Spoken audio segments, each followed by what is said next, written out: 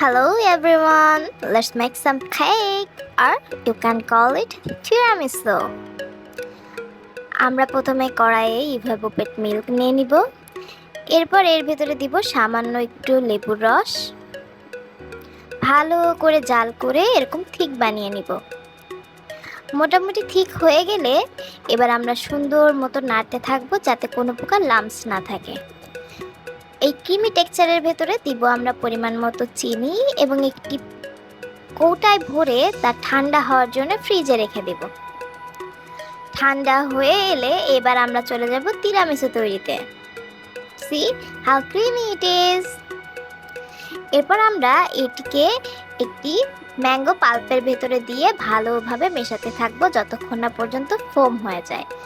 এরপর ডিমের সাদা অংশের ভেতরে চিনি দিয়ে হোয়াইট ফোম বানিয়ে নিব এবং এই ফোমটাই আমরা আগের মিক্সচারের ভেতরে দিয়ে দেব।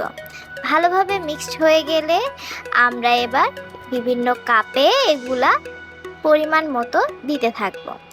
এর ভেতরে চিনি সিরাপে ভিজানো বিস্কিট, তার উপর আবারও তিরামিসু মিক্সড এবং উপরে জেলি দিয়ে সাজিয়ে নেব।